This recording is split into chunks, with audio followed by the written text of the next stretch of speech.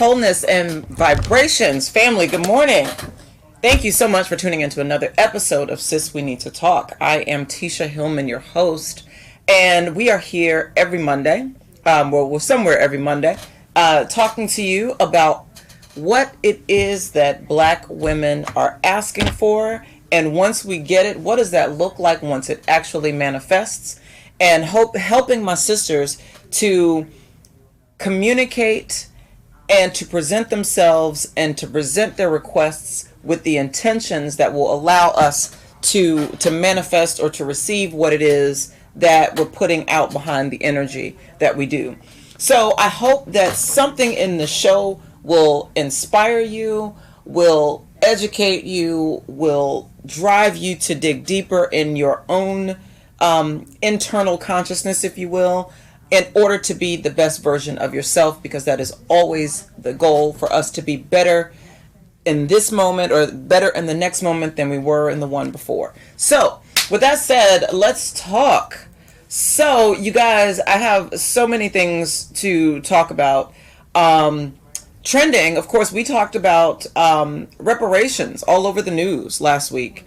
And shout out to attorney Talib Saber, who was supposed to be on the show today, but had an unexpected delay. So if you guys are not familiar with attorney Talib Saber, he practices civil rights litigation, amongst other things, in Maryland. And, along with some other folks, just kind of making some waves out here, talking about reparations. And I am excited. I'm hoping that Talib will be able to be on the show in the near future so that we can have an in-depth conversation about reparations, because folks, here we are at the precipice of what I believe to be something that is historic, at least in our lifetime, where we're actually talking about providing reparations for the descendants of antebellum slavery and what that looks like. And I think we really, really need to talk about that, because there's been so many, so many different points of view on reparations. Should it be offered? Should it be paid? What should it look like? In what forms? Who should receive it? And those are very important questions. And I think those are questions that we need to know as a community, so that we can put that request or demands or whatever it is that we choose, that we put that forth to the people that can make that happen. So I look forward to that conversation, and I hope you guys are following the debate and the discussion about reparations, because, my loves, it matters to us. It matters to us Black people. It matters to African Americans. It matters.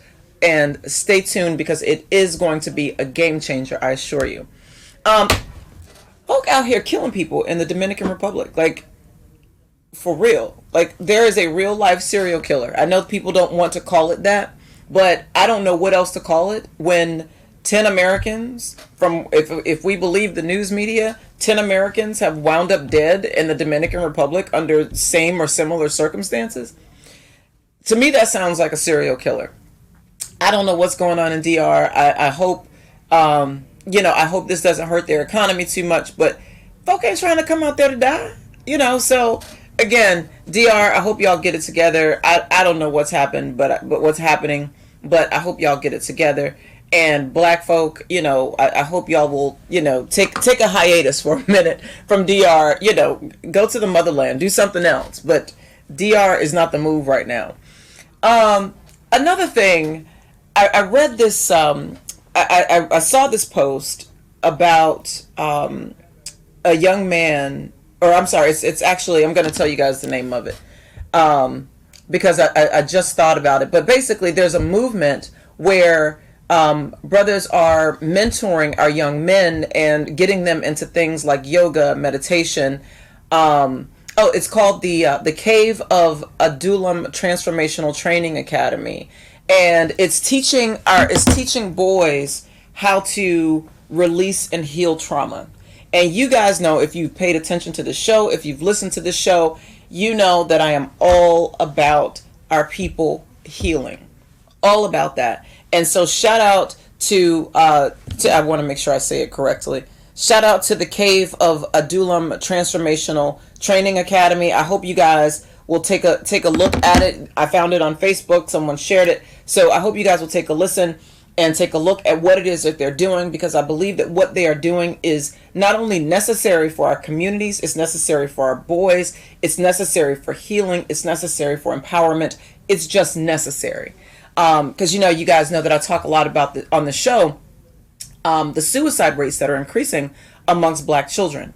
And it is high time, it is beyond time that we begin to give our babies the love that they actually need. And part of that means addressing the trauma that they have experienced, that they are experiencing, speaking to that, and providing them the tools for healing that they need in order to be productive or more productive versions of themselves going forward. So shout out to him. Shout out to all the men that are out here teaching our little boys how to heal, how to get beyond anger, how to get beyond resentment, how to get beyond pain in order to grow up to be the men that they can be, the men that our communities need going forward. So, sisters dating for dinner. Now, this is a very interesting topic. I don't know if you guys have seen it on social media, but there's an article going around that says, a lot of women go on dates simply for free meals. And I want to know what y'all think. Like, is this something that you guys are doing as women? Is this something that you are doing? Is this something that your friends are doing? So drop me a comment on Facebook, because I really want to know what you guys are experiencing with this. Because here's the thing. I know people that do this. I personally don't do this, and even before, I was booed up or whatever, I didn't do that. But I know people that do.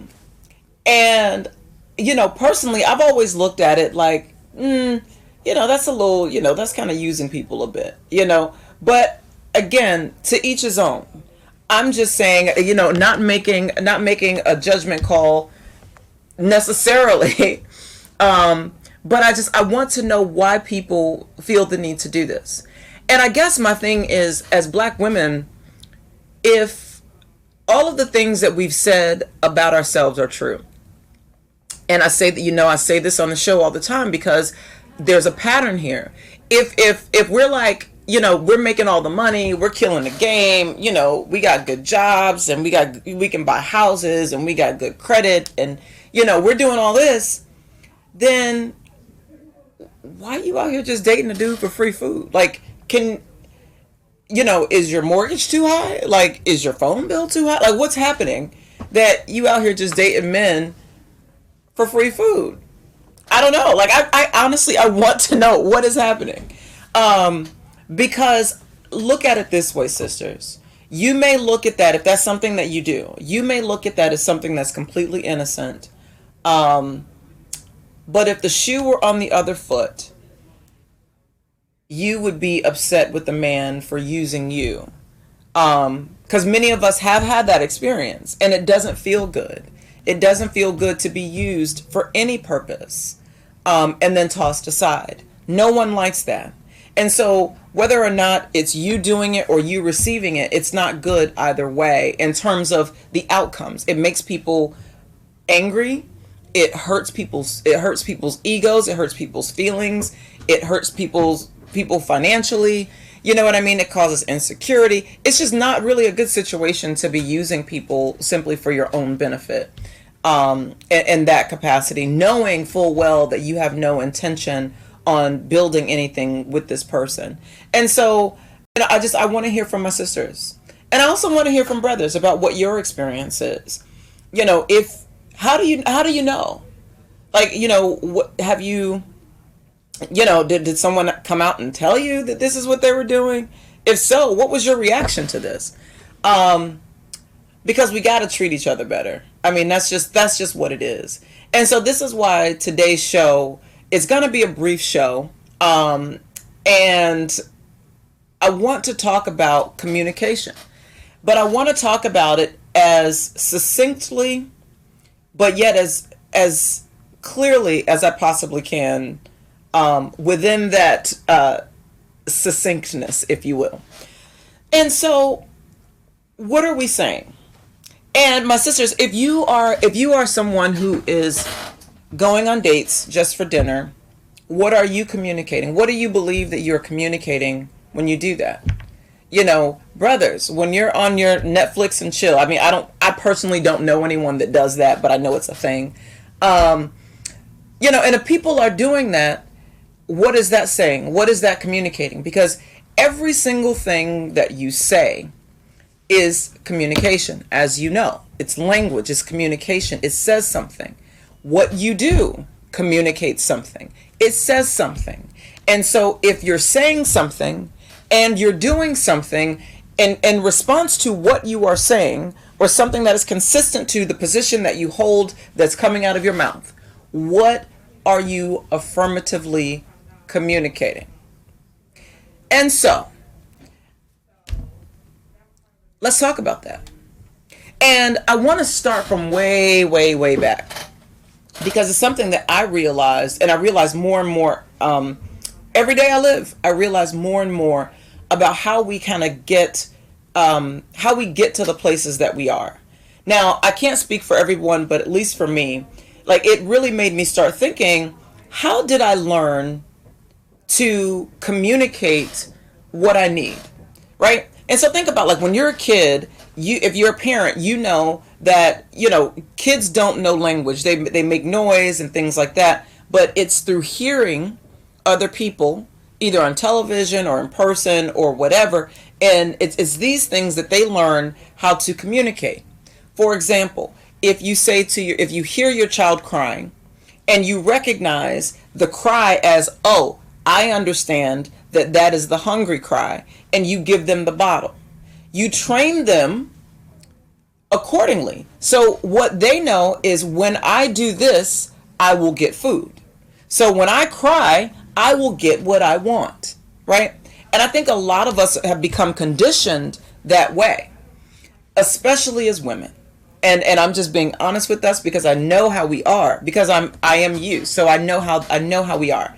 And a lot of us as women, we have learned to get what we want by stomping our feet, by pouting, by crying, by whining, by begging, you know what I mean? By otherwise acting in a way that is infantile. Yes, I said it. Infantile, childish. And so if we are stomping our feet and doing all these things to get the attention or to get what we need, then you're behaving like a child. And so if the response that you get to that is that a man is treating you like a child, then understand the energy that you're putting out.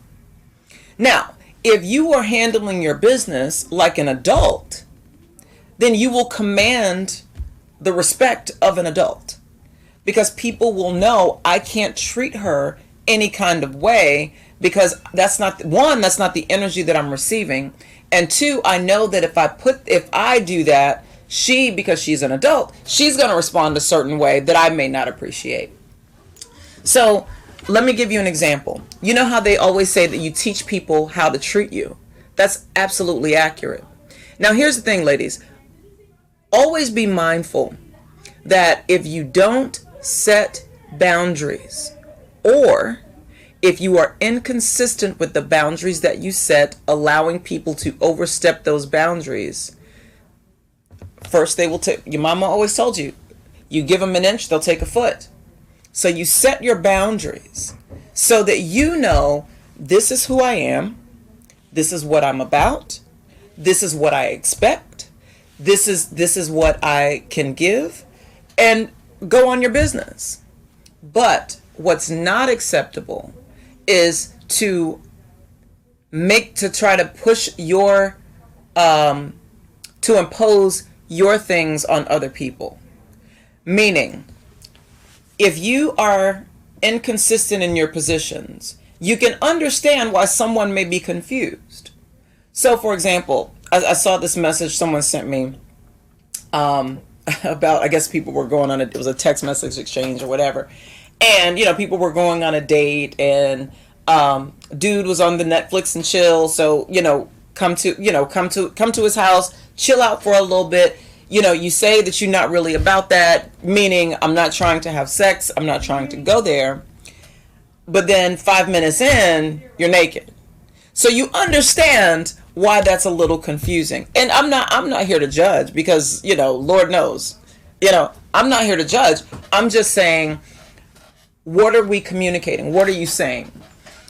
And if you are clear in what you are saying, people don't have to like it, but they will respect it. And the thing that I know about men is that's how most men are.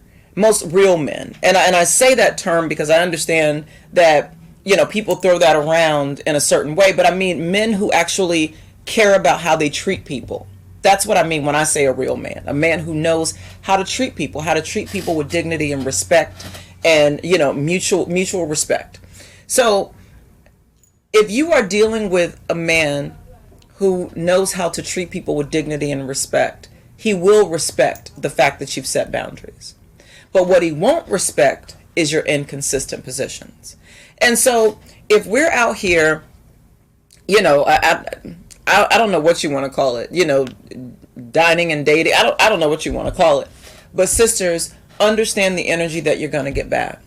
And what you're going to receive is men not wanting to take women on dates. And when you look at our culture, you see that's really where we are. Because people are tired of being used. People are tired of being taken advantage of, both men and women. And so, this show, as you know, is I'm talking to my sisters because I can relate to you. I know who you are because I know who I am.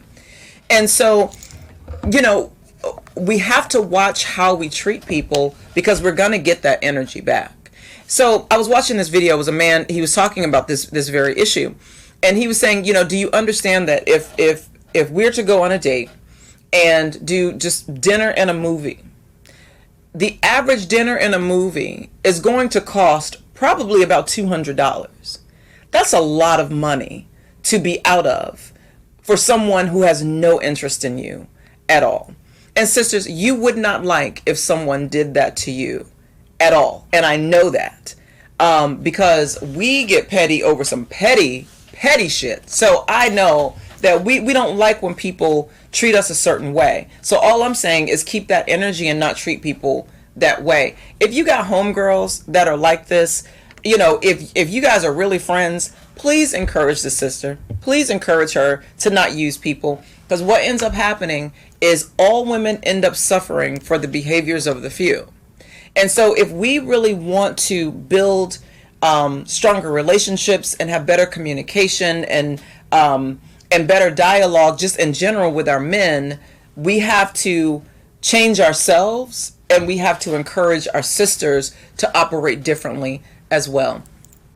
And one of the things that I've been realizing is, at least for myself, and I don't know if you guys can relate, but when I was talking about how you learn to get your needs met, like I said, you can train someone, you can train people to respond accordingly. Sort of like how you train a dog. Now, they say that if a dog pisses on the floor, you put their nose in it and you spank them so that they know that this smell on my floor is associated with this behavior. In the same way, people can be trained. And so when we learn these behaviors when we're younger and we learn how to communicate our needs in an unhealthy, I would say in an unhealthy way, it carries over to adulthood. What I mean is this. If you're 6 months old, crying and whining, that's how you communicate. But once you learn how to use your words and you don't use your words, then you are behaving like an infant, because infants don't know how to communicate what they need. They make noise. They act out, right? They act out. They're dramatic. Kids are dramatic. So they act out to get their needs met. And so if you are acting out to get your needs met, how are you any different other than the fact that you're taller and, can have a job? How are you behaving any different than that of a child? So, there's a scripture in the Bible that talks about, when I was a child, I thought like a child, I acted like a child, but now that I'm a man or I'm an adult, I put aside those childish ways. And so at some point, we got to put aside our childish ways, sisters. And that means not stomping and, being passive aggressive and all of these things, but actually communicating with your face, with this device on your face, communicating what it is that you need from your partner, what it is you need from your boss, what it is you need from anyone, communicating what you need very clearly and very succinctly. So if you need to be heard and you're going through something emotionally, this happened to me yesterday actually. If you're communicating and you're just kind of going through the motions, you know how we do. We go through so many emotions in one day.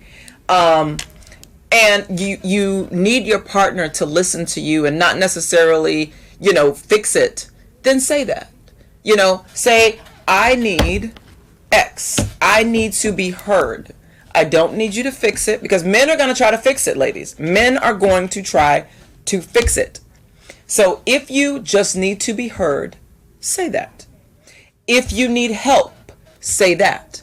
This is why I always talk on the show about not having to carry all the bags that you've been given.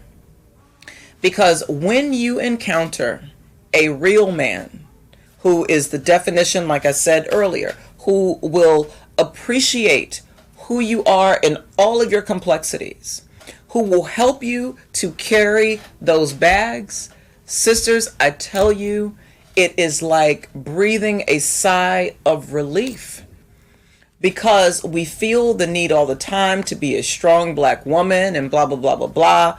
And that shit is dangerous. It's toxic. And I really wish that never would have happened. To tell black women all the time, you got to be strong, you got to be strong. Because yes, that is true.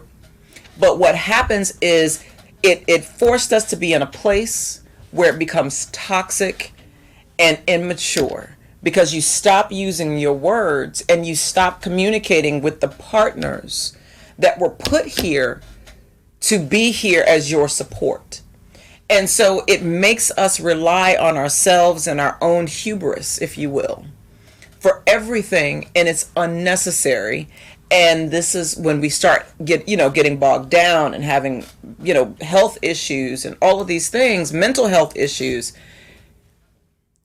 I wonder sometimes if that myth of the strong black woman is the thing that is hurting us so much, because we stopped communicating what we need, what we want, what we expect in a way that is not passive aggressive, but is clear and what it is that you are requesting. And so if you I don't know what your personal situations are, but if this resonates with you, then it does. If it doesn't, like a duck, let it fall off your back. But if it resonates with you, understand what I'm saying. Our brothers need for us to communicate what we need very clearly. But the other part of that is, sisters, is when you're saying things, like I say on the show all the time, when you're saying things like, I don't need a man, then you can't be surprised when you don't have a man there for you when you need one. Because you've said that you don't need one. And everything about our actions sometimes, trying to be the strong black woman, everything about our actions can say that we don't want one. And therefore, we're actually repelling that which we need. And so this brings me back to, how did you learn to communicate what it is that you need?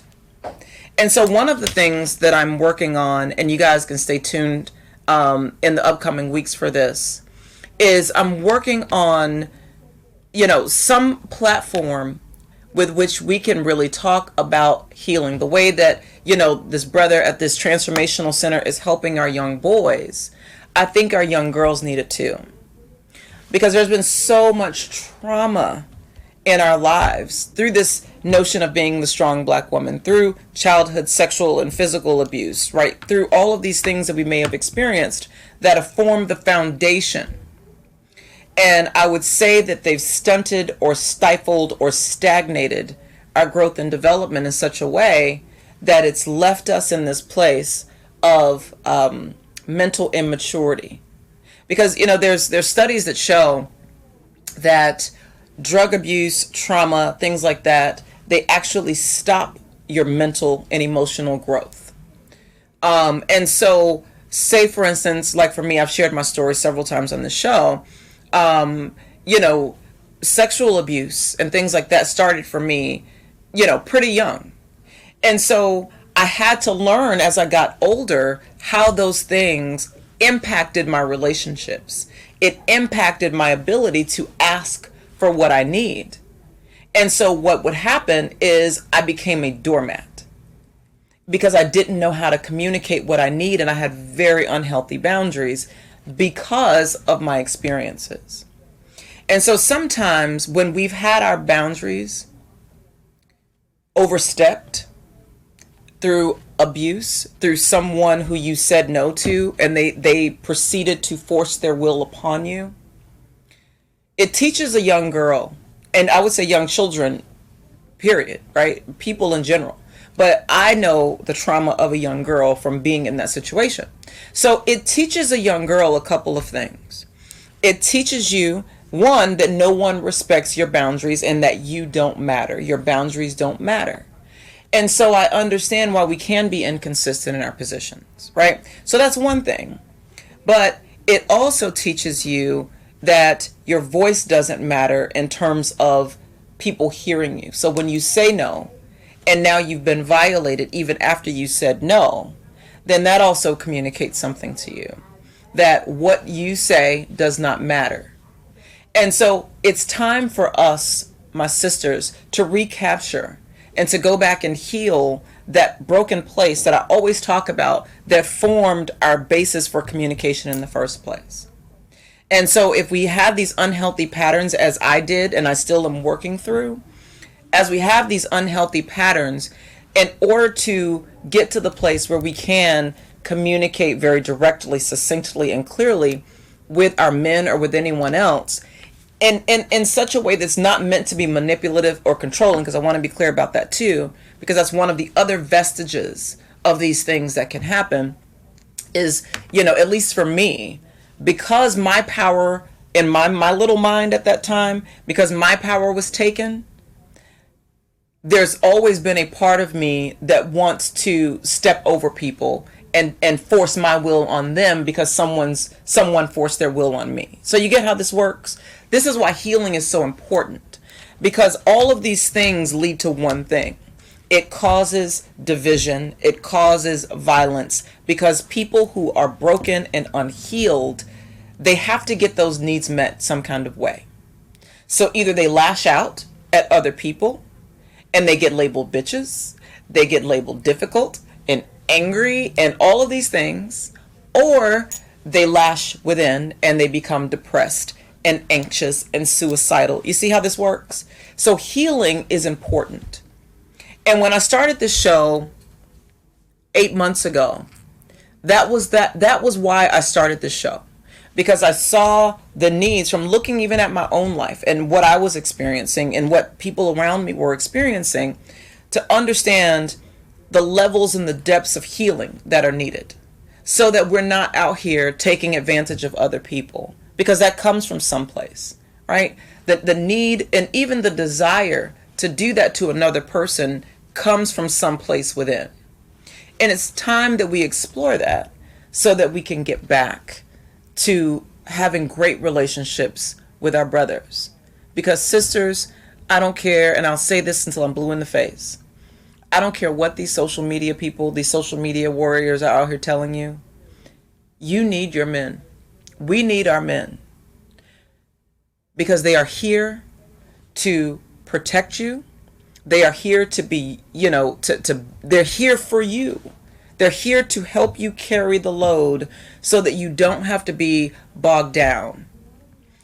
Now that's a whole nother conversation, because I understand that we have not always experienced real men, meaning men who actually see your value. And it's because they don't see their own, right? So it's a delicate dance, right? It's us seeing our worth and helping them to be reminded of theirs, and then they are reminded of theirs, and then when we need it, they remind us of ours. You get what I'm saying? So it's us needing one another, and it's always reminding one another through communication, through song, through dance, through music, through, you know what I mean, through language, through writing, through poetry, through whatever form of expression. It's an expression. Love is an expression. It's what you do. It's what you are expressing, what you are communicating. And so if we're going to get back to that place of love, it starts with, what are you saying to me? Are you speaking my love language? And I know I love that book, and I'm sure you guys do too, The Five Love Languages. I forgot the author. But yeah, it's The Five Love Languages. You know, there's words of affirmation. There's, I think it's like acts of service. There's gifts, right? There's five love languages. And if we are going to speak any of them, it starts with learning to communicate in the first place. And so, my sisters, I say, don't cry, don't whine, don't beg, because all that does is make you look like an infant. Wah, wah, wah. You know what I mean? All it does is make you look crazy. It makes you look like a child, and you're going to be treated as such. But as a grown woman, sister, stand with your head held high, wearing your crown. No matter how many times you got to adjust that bitch, adjust it, right? Adjust your crown. Walk out here with your head held high and speak very clearly about what it is that you want, what it is that you expect. But not based on being controlling, manipulative, domineering, any of those things, but your own personal constitution, your own inner knowing, and what you know that you need as a person. And so, you know, if you had a difficult and traumatic upbringing that, you know, means that now your foundation is a little unsturdy, maybe you need to be heard. Find someone that's going to hear you.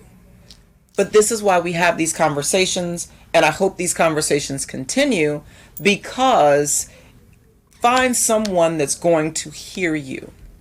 And, you know, I've talked about that before on the show too. Is someone who is actually going to listen with intention, not listening to respond, but listening to what is being communicated. And sometimes what you don't say speaks way louder than what you do. So choose your words very carefully and say what you mean. Mean what you say. And so if you are saying, my sisters, I am not okay with going out with someone who is not going to buy me dinner, do this, do that, without some sort of expectation, then say that. But that gives that brother the opportunity, or that person, whomever, the opportunity to either accept or reject your proposal, because you are making a proposal. And so, but you don't want to force your will on other people, because you end up getting the short end of the stick every single time, regardless of if you got a free meal out of it or whatever the case may be. You end up with the short end of the stick, because this life is to be lived, is to be experienced, and is to be experienced to the full. And so, with that being said, today is going to be my last episode here on WBGR. I am very grateful to the staff and the family here at WBGR, who welcomed me with open arms over the last few months, who've given me this platform to share with you guys everything that I am trying to share with you. But what we're going to do now is you can follow me on just set my Instagram page, YouTube. Y'all know I'm still working out the social media stuff. On YouTube, channel's called Sis We Need to Talk, and I'll be uploading my videos there. And so I hope you guys will continue to follow me on YouTube. And once I get the website and everything else up, you guys are certainly open, and I hope you do take a look at those platforms as well, because the plan for me is to continue to share with my sisters things that I believe are going to promote healthy, happy, healed relationships, because my loves, at the end of it all, I want us all to win. And we can only do that if we are communicating with one another with intention and with purpose and with integrity. And so when we communicate, always remember, what am I trying to get across? What am I saying? And what am I trying to say? And is that clear based on the words that are coming out of my face?